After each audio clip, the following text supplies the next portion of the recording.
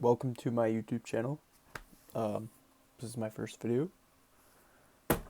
I will be reading books, starting with Hunger Games.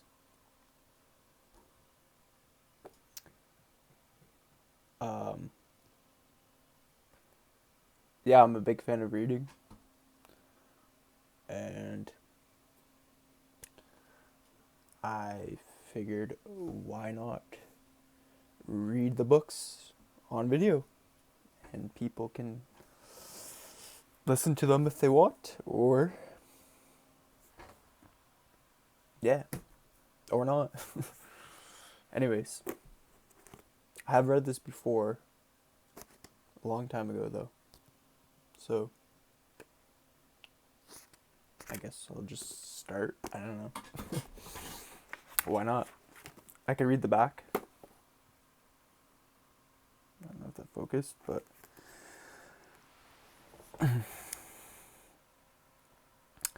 winning means fame and fortune.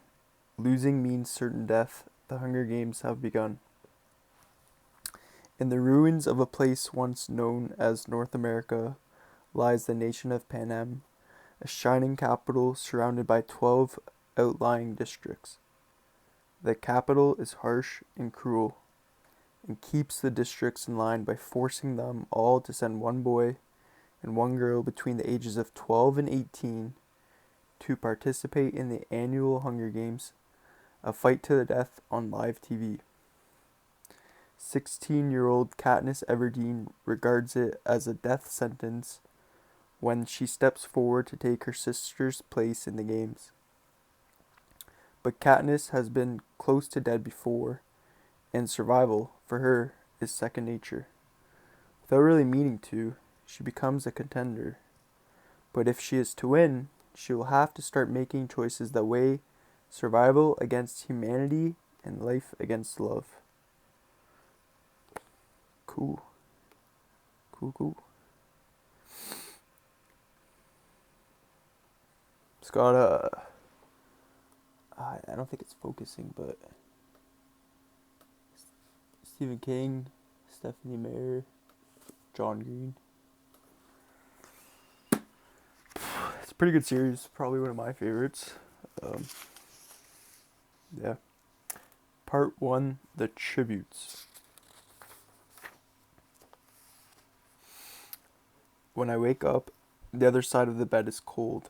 My fingers stretch out, seeking Prim's warmth, but finding only the rough canvas cover of the mattress. She must have had bad dreams and climbed in with our mother. Of course she did. This is the day of the reaping. I prop myself up on one elbow. There's enough light in the bedroom to see them. My little sister Prim, curled up on her side, cocooned in my mother's body, their cheeks pressed together. In sleep.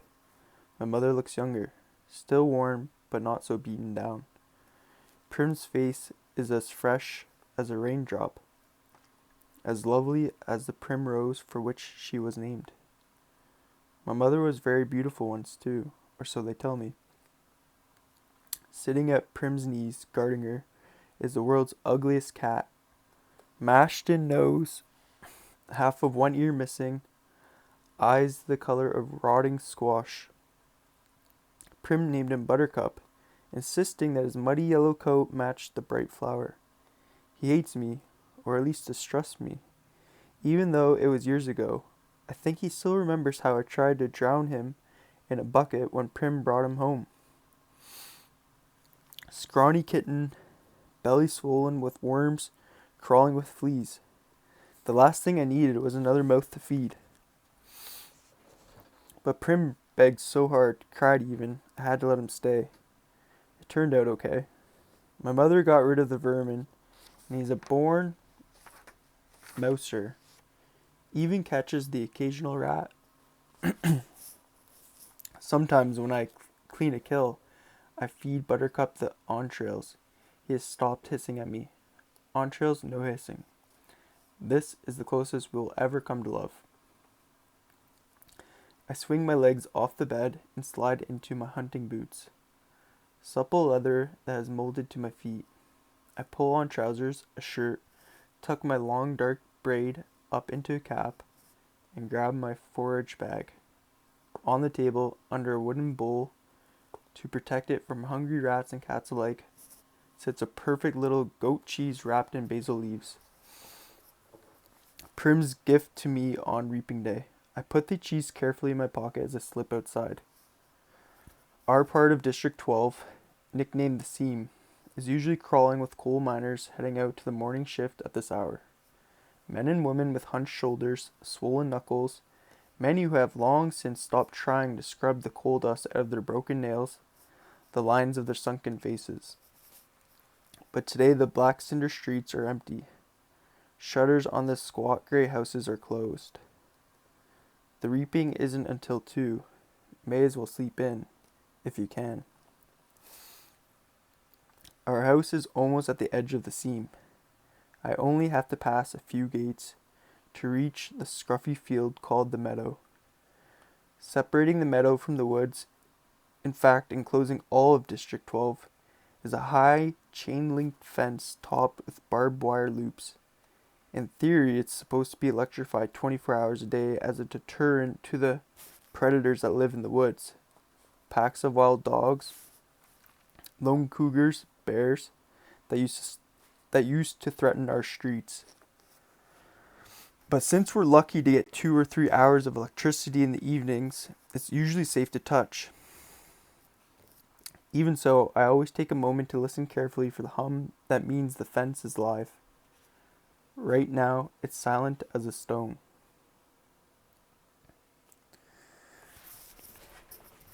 Concealed by a clump of bushes, I flatten out on my belly and slide under a 2-foot stretch that's been loose for years. There are several other weak spots in the fence. This one is so close to home, I almost always enter the woods here. As soon as I'm in the trees, I retrieve a bow and sheath of arrows from a hollow log. Electrified or not, the fence has been successful at keeping the flesh eaters out of District 12. Inside the woods they roam freely, and there are added concerns like venomous snakes, rabid animals, and no real paths to follow. But there's also food if you know how to find it.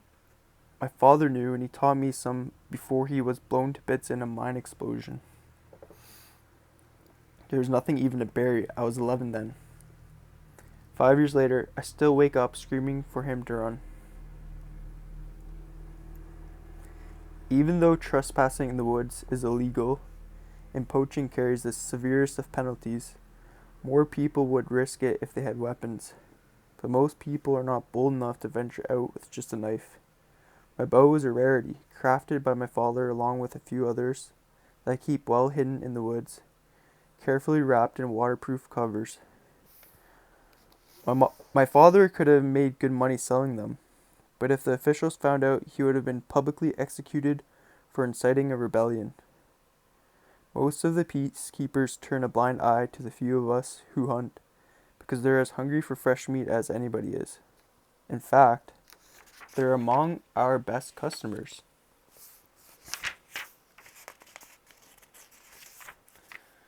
But the idea that someone might be arming the seam would never have been allowed. In the fall, a few brave souls sneak into the woods to harvest apples, but always in sight of the meadow, always close enough to run back to the safety of District 12 if trouble arises. District 12, where you can starve to death in safety, I mutter. Then I glance quickly over my shoulder. Even here, even in the middle of nowhere, you worry someone might overhear you.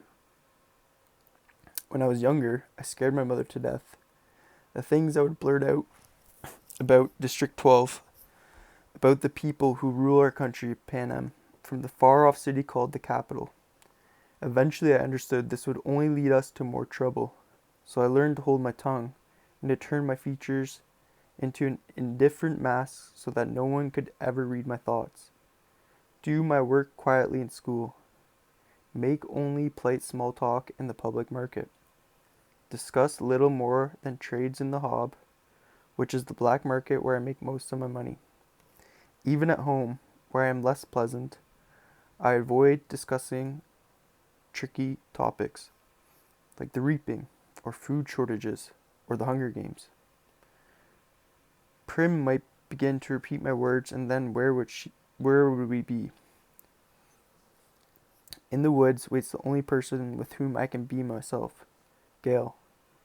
I can feel the muscles in my face relaxing, my pace quickening as I climb the hills to our place, a rock ledge overlooking a valley. A thicket of berry bushes protects it from unwanted eyes. The sight of him waiting there brings on a smile. Gail says I never smile except in the woods. Hey Catnip, says Gail. My real name is Katniss, but when I first told him, I had barely whispered it, so he thought I'd said catnip. Then when this crazy lynx started following me around the woods looking for handouts, it became his official nickname for me. I finally had to kill the lynx because he scared off game. I almost regretted it because he was in bad company, but I got a decent price for his pelt. Look what I shot. Gail holds up a loaf of bread with an arrow stuck in it, and I laugh. It's real bakery bread, not the flat, dense loaves we make from our grain rations. I take it in my hands, pull out the arrow, and hold the puncture in the crust to my nose, inhaling the fragrance that makes my mouth flood with saliva. Fine bread like this is for special occasions. Still warm, I say. He must have been at the bakery at the crack of dawn to trade for it. What did it cost you? Just a squirrel. Think the old man was feeling sentimental this morning, says Gail. Even wish me luck. Well, we all feel a little closer today, don't we? I say, not even bothering to roll my eyes. Prim left us a cheese. I pull it out. His expression brightens at the treat. Thank you, Prim. We'll have a real feast. Suddenly he falls into a capital accent as he mimics Effie Trinket, a manically upbeat woman who arrives once a year to read out the names at the reaping. I almost forgot. Happy Hunger Games. He plucks a few blackberries from the bushes around us. And may the odds... He tosses a berry in a high arc toward me. I catch it in my mouth and break the delicate skin with my teeth. The sweet tartness explodes across my tongue. Be ever in your favor, I finish with equal verve. We have to joke about it because the alternative is to be scared out of your wits. Besides, the capital accent is so affected, almost anything sounds funny in it. I watch as Gail pulls out his knife and slices the bread. He could be my brother. Straight black hair, olive skin. We even have the same gray eyes. But we're not related, at least not closely. Most of the families who work the mines resemble one another this way. That's why my mother and Prim, with her light hair and blue eyes, always look out of place. They are. My mother's parents were part of the small merchant class that caters to officials, peacekeepers, and the occasional seamed customer. They ran an apothecary shop in the nicer part of District 12. Since almost no one can afford doctors, apothecaries are our healers. My father got to know my mother because on his hunts he would sometimes collect medicinal herbs and sell them to her shop to be brewed into remedies. She must have really loved him to leave her home for the scene. I try to remember that when all I can see is the woman who sat by, blank and unreachable, while her children turned to skin and bones. I try to forgive her for my father's sake, but to be honest, I'm not the forgiving type. Gail spreads the bread slices with this soft goat cheese, carefully placing a basil leaf on each while I strip the bushes of their berries. We settle back in a nook in the rocks. From this place, we are invisible but have a clear view of the valley, which is teeming with summer life, greens to gather, roots to dig, fish iridescent in the sunlight.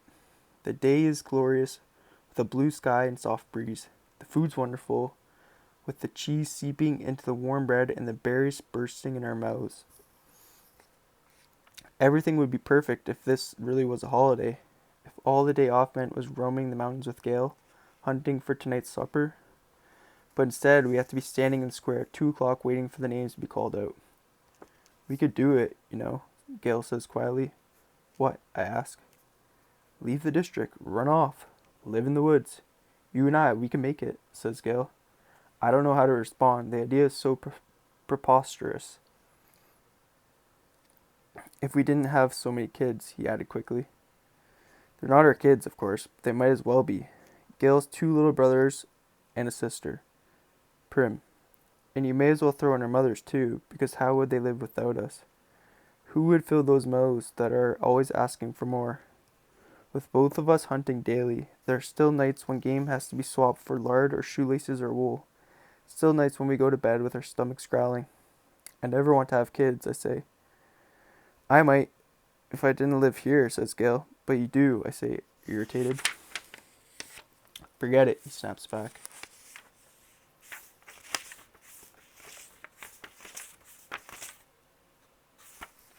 The conversation feels all wrong. Leave?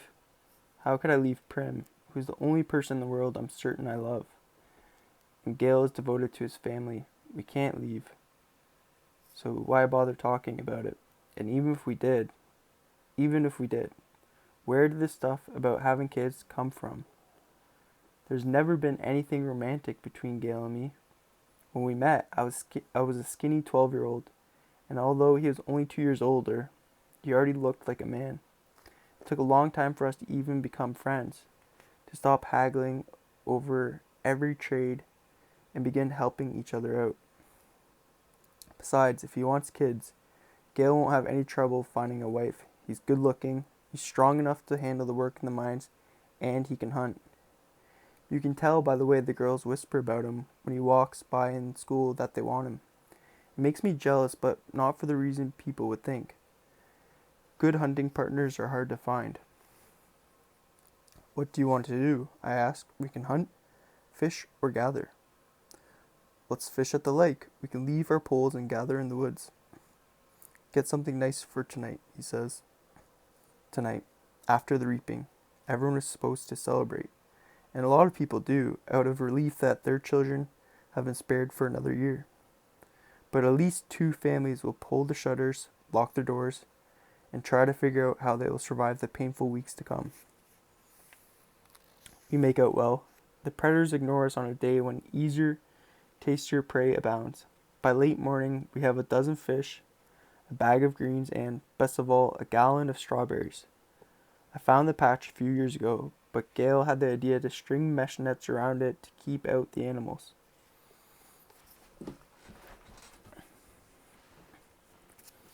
On the way home, we swing by the Hob, the black market that operates in an abandoned warehouse that once held coal.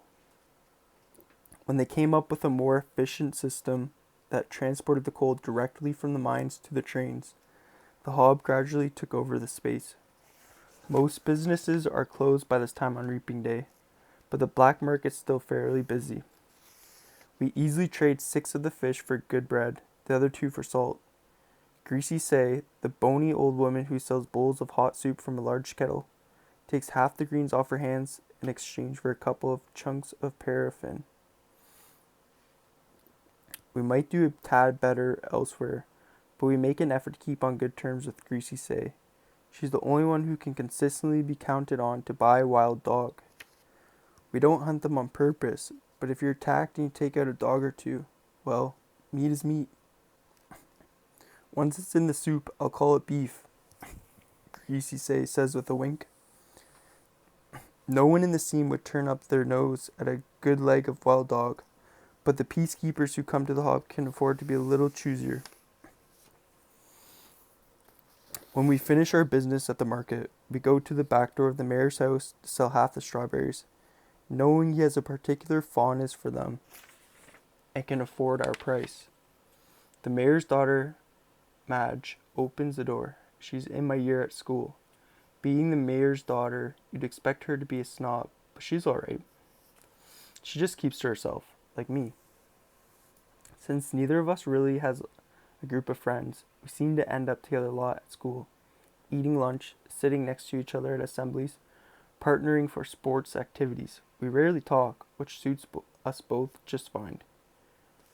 Today her drab school outfit has been replaced by an expensive white dress, and her blonde hair is done up with a pink ribbon, reaping clothes. Pretty dress, says Gail. Madge shoots him a look, trying to see if it's a genuine compliment or if he's just being ironic. It is a pretty dress, but she would never be wearing it ordinarily. She presses her lips together and then smiles. Well, if I end up going to the Capitol, I want to look nice, don't I? Now it's Gail's turn to be confused. Does she mean it? Or is she messing with him? I'm guessing the second. You won't be going to the Capitol, says Gail coolly. His eyes land on a small, circular pin that adorns her dress. Real gold, beautifully crafted. It could keep a family in bread for months. What can you have? 5 entries? I had 6 when I was just 12 years old. That's not her fault, I say. No, it's no one's fault, just the way it is, says Gail. Madge's face has become closed off. She puts some money for the berries in my hand. Good luck, Katniss. You too, I say, and the door closes.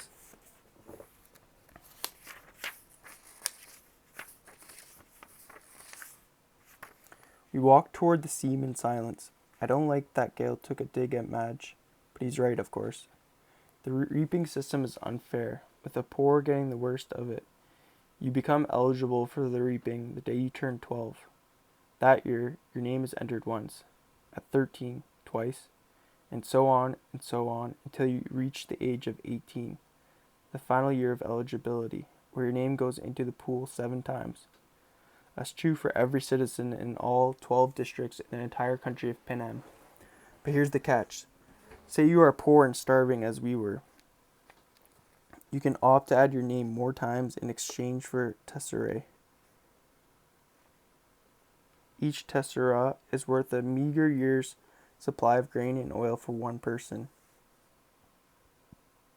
You may do this for each of your family members as well. So, at the age of 12, I had my name entered 4 times.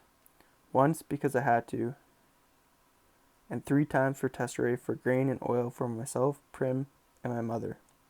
In fact, every year I have needed to do this. And the entries are cumulative, so now, at the age of 16, my name will be in the reaping 20 times. Gail, who is 18 and has been either helping or single-handedly feeding a family of 5 for 7 years, will have his name in 42 times.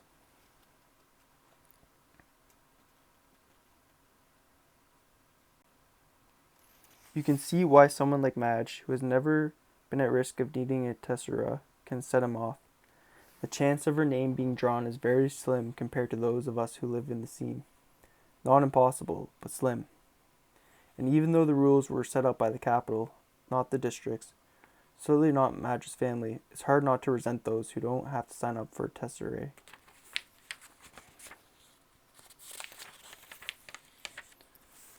Gale knows his anger at Madge is misdirected. On other days, deep in the woods, I've listened to him rant about how the tesserae are just another tool to cause misery in our district, a way to plant hatred between the starving workers of the seam and those who can generally count on supper and thereby ensure we will never trust one another.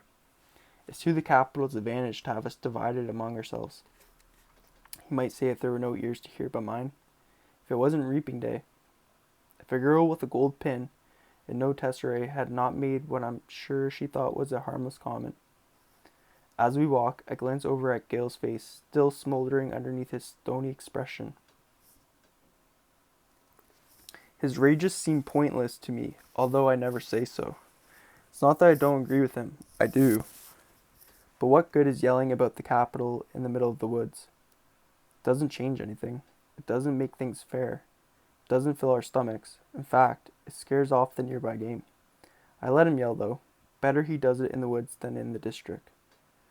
Gale and I divide our spoils, leaving 2 fish, a couple of loaves of good bread, greens, a quart of strawberries, salt, paraffin, and a bit of money for each. See you in the square, I say. Wear something pretty, he says flatly. At home, I find my mother and sister are ready to go. My mother wears a fine dress from her apothecary days. Prim is in my first reaping outfit, a skirt and ruffled blouse. It's a bit big on her, but my mother has made it stay with pins. Even so, she's having trouble keeping the blouse tucked in at the back. A tub of warm water waits for me. I scrub off the dirt and sweat from the woods and even wash my hair. To my surprise, my mother has laid out one of her own lovely dresses for me, a soft blue thing with matching shoes. Are you sure? I ask. I'm trying to get past rejecting offers of help from her. For a while, I was so angry I wouldn't allow her to do anything for me. And this is something special. Her clothes from her past are very precious to her. Of course, let's put your hair up too, she says. I let her towel dry it and braid it up on my head. I can hardly recognize myself in the cracked mirror that leans against the wall. You look beautiful, says Prim in a hushed voice. And nothing like myself, I say. I hug her because I know these next few hours will be terrible for her. Her first reaping. She is about as safe as you can get since she's only entered once. I wouldn't let her take out any tesserae.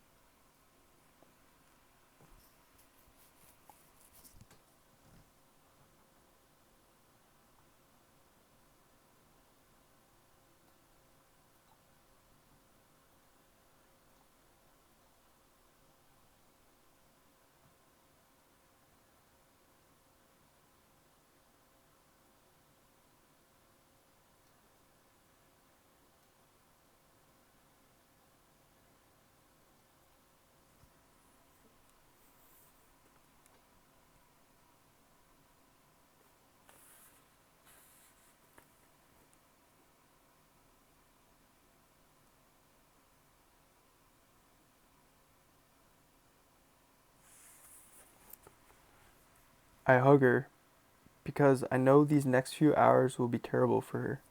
Her first reaping. She's about as safe as you can get since she's only entered once.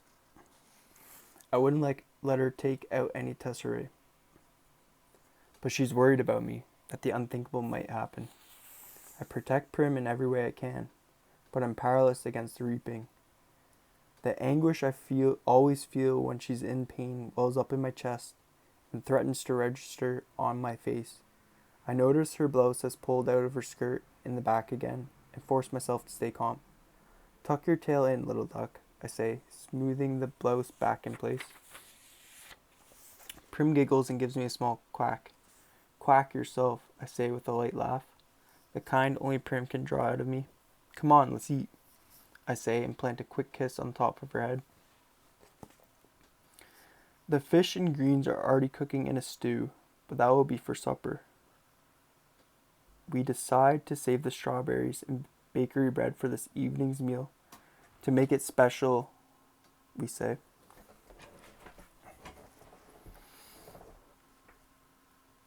Instead, we drink milk from Prim's goat lady and eat the rough bread made from the tesserae grain, although no one has much appetite anyway. At 1 o'clock, we head for the square. Attendance is mandatory unless you are on death's door. This evening, officials will come around and check to see if this is the case. If not, you'll be imprisoned. It's too bad, really, that they hold the reaping in the square. One of the few places in District 12 that can be pleasant. The square is surrounded by shops, and on public market days, especially if there's good weather, it has a holiday feel to it. But today, despite the bright banners hanging on the buildings, there's an air of grimness. The camera crews, perched like buzzards on rooftops, only add to the effect. People file in silently and sign in. The reaping is a good opportunity for the capital to keep tabs on the population as well. 12 through 18-year-olds are herded into roped areas marked off by ages, the oldest in the front, the young ones like Prim toward the back. Family members line up around the perimeter, holding tightly to one another's hands. But there are others too, who have no one they love at stake or who no longer care, who slip among the crowd, taking bets on the two kids whose names will be drawn. Odds are given on their ages, whether they're seam or merchant, if they'll break down and weep. Most refuse dealing with the racketeers, but carefully. These same people tend to be informers, and who hasn't broken the law? I could be shot on a daily basis for hunting, but the appetites of those in charge protect me. Not everyone can claim the same. Anyway, Gail and I agree that if we have to choose between dying of hunger and a bullet in the head, the bullet would be much quicker. The space gets tighter, more claustrophobic as people arrive. The square is quite large, but not enough to hold District 12's population of about 8,000. Latecomers are directed to the adjacent streets, where they can watch the event on screens as it's televised live by the state. I find myself standing in a clump of 16s from the scene. We all exchange terse nods and focus our attention on the temporary stage that is set up before the Justice Building. It holds 3 chairs, a podium, and 2 large glass balls, one for the boys and one for the girls. I stare at the paper slips in the girls' ball. 20 of them have Katniss Everdeen written on them in careful handwriting. 2 of the 3 chairs fill with Madge's father, Mayor Undersea, who's a tall, balding man, and Effie Trinket, District 12's escort, fresh from the capital with her scary white grin, pinkish hair, and spring green suit. They murmur to each other and then look with concern at the empty seat. Just as the town clock strikes 2, the mayor steps up to the podium and begins to read. It's the same story every year. He tells of the history of Panem, the country that rose up out of the ashes of a place that was once called North America. He lists the disasters, the droughts, the storms, the fires, the encroaching seas that swallowed up so much of the land, the brutal war for what little sustenance remained. The result was Panem, a shining capital ringed by 13 districts, which brought peace and prosperity to its citizens. Then came the dark days, the uprising of the districts against the capital. 12 were defeated, the 13th obliterated. The Treaty of Treason gave us the new laws to guarantee peace and, as our yearly reminder that the dark days must never be repeated, it gave us the Hunger Games. The rules of the Hunger Games are simple. In punishment for the uprising, each of the 12 districts must provide 1 girl and 1 boy, called tributes, to participate. The 24 tributes will be imprisoned in a vast outdoor arena that could hold anything from a burning desert to a frozen wasteland. Over a period of several weeks, the competitors must fight to the death. The last tribute standing wins. Taking the kids from our districts, forcing them to kill one another while we watch, this is the capital's way of reminding us how totally we are at their mercy, how little chance we would stand of surviving another rebellion. Whatever words they use, the real message is clear. Look how we take your children and sacrifice them, and there's nothing you can do. If you lift a finger, we will destroy every last one of you, just as we did in District 13. To make it humiliating as well as torturous, the capital requires us to treat the Hunger Games as a festivity, a sporting event pitting every district against the others.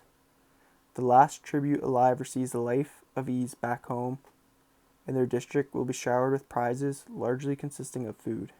All year, the capital will show the winning district gifts of grain and oil and even delicacies like sugar,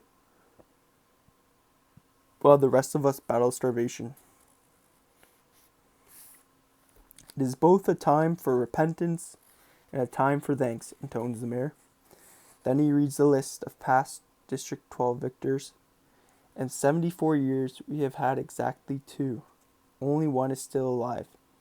Hamish Abernathy, a paunchy, middle-aged man who at this moment appears hollering something unintelligible, staggers onto the stage and falls into the 3rd chair.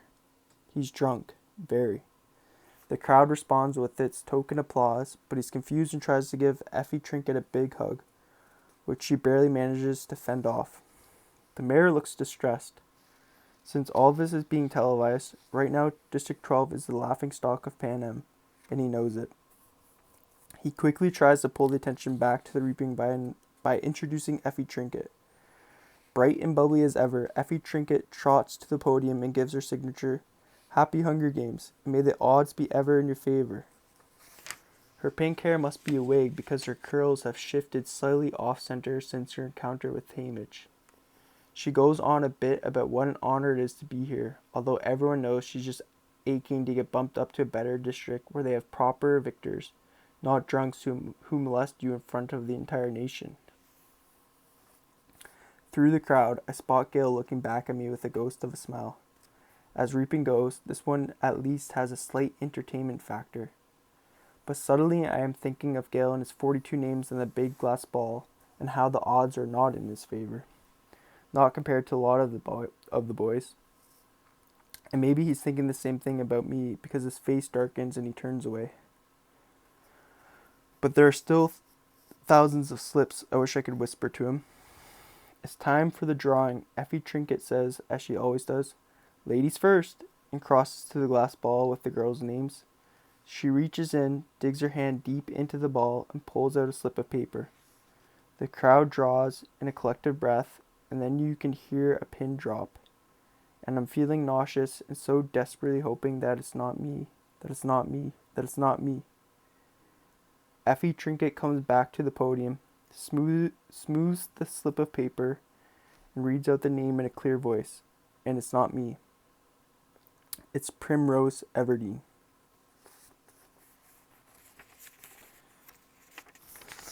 Okay, so that was the first chapter of The Hunger Games. I noticed about halfway through the video that I didn't have the video full screen, so I fixed that. But yeah, I might keep doing more chapters, or I might just do other random books. I don't know. But yeah.